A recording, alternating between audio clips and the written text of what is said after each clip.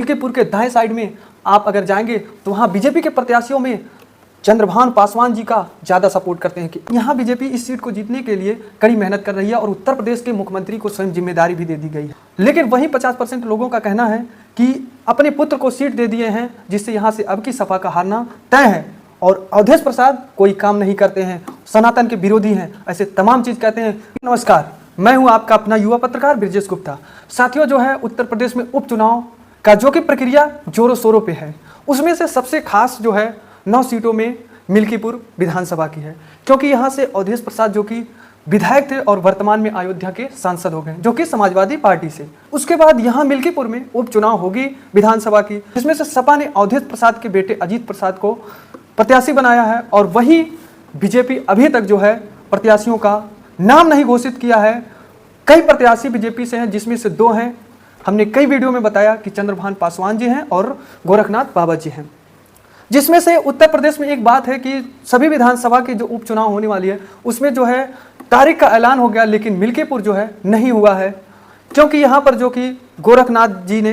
अवधेश प्रसाद के ऊपर जो है एक कोर्ट में मामला चलवाया था, जिसकी वजह से यहाँ का डेट कैंसिल हुआ है। यहाँ बीजेपी इस सीट को जीतने के लिए कड़ी मेहनत कर रही है और उत्तर प्रदेश के मुख्यमंत्री को स्वयं जिम्मेदारी भी दे दी गई है। यहाँ पर बीजेपी के प्रत्याशियों का, बीजेपी के मंत्रियों का दौरा पड़ता है, आते हैं जाते हैं, प्रचार करते हैं, तमाम परियोजना यहाँ पर दिए हैं कि अब की मिल्कीपुर का सीट जो कि जीत जाए। हम आपको बता दें कि समाजवादी पार्टी यहाँ से अजीत प्रसाद को प्रत्याशी बनाया है, जिसके वजह से हमने वहाँ ग्राउंड पे गया, वहाँ पर 50% लोगों का कहना है कि अवधेश प्रसाद सही हैं, फिर प्रत्याशी सपा की ही यहाँ से जीतेगी। लेकिन वहीं 50% लोगों का कहना है कि अपने पुत्र को सीट दे दिए हैं, जिससे यहाँ से अब की सपा का हारना तय है और अवधेश प्रसाद कोई काम नहीं करते हैं, सनातन के विरोधी हैं, ऐसे तमाम चीज़ कहते हैं। अभी पिछले दिन अयोध्या में दीपोत्सव जो हुआ था उसके कार्यक्रम में नहीं गए थे, ये विरोध करते हैं, इसलिए अब की अयोध्या से, भगवान राम की धरती से सपा हारेगी। वहीं बीजेपी की बात करें तो कहीं जब आप एक हाईवे रोड पकड़ के जाएंगे मिल्कीपुर के दाएं साइड में आप अगर जाएंगे तो वहाँ बीजेपी के प्रत्याशियों में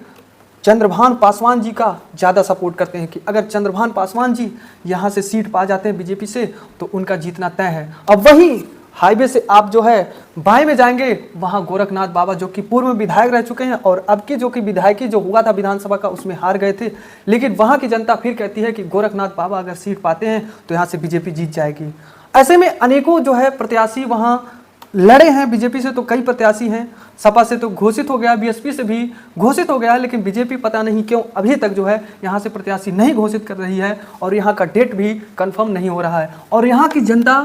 बीजेपी की प्रत्याशी की मांग बहुत तेज़ी से कर रही है कि जल्द से जल्द प्रत्याशी का नाम घोषित हो और यहाँ की जो सीट अटकी है, यानी कि सांसद बन गए अवधेश प्रसाद जिसके वजह से, और यहाँ जल्द से जल्द वोटिंग का काम 13 नवंबर या 14 नवंबर जहाँ जिस तरह से हर जगह हो रहा है उस तरह से यहाँ भी हो और हम लोग जो है एक नए विधायक को चुने। तो ऐसे में बीजेपी के अनेकों बैठक करती है कि आखिर मिल्कीपुर में किस प्रत्याशी को बनाया जाए। हमको अगर लगता है तो यही 2 चंद्रभान पासवान और गोरखनाथ बाबा जी में चाहे जिसको जो है प्रत्याशी बीजेपी बनाएगी। और वहीं अगर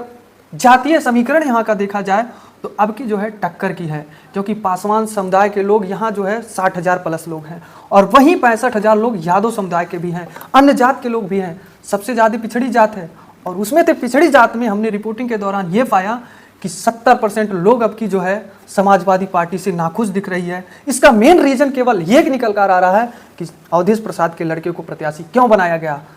आरक्षण का गलत इस्तेमाल किया जा रहा है, बाप था तो बेटा को नेता क्यों बनाया जा रहा, अलग प्रत्याशी को वहाँ से बनाना चाहिए था, इसीलिए वहाँ सपा अब की पीछे जा रही है, बीजेपी कहीं ना कहीं आगे जाती हुई नजर आ रही है। लेकिन अब की अगर एग्जिट की बात करें वहाँ जीतने की, तो हमको नहीं लगता है कि अब की कोई समीकरण वहाँ का बना पाएगा कि बीजेपी जीतेगी, सपा जीतेगी या बहुजन समाजवादी पार्टी जीतेगी। हम बीएसपी की वहाँ की बात करें, अति पिछड़ी समाज है तो लोग कहते हैं कि अति पिछड़ी समाज जो है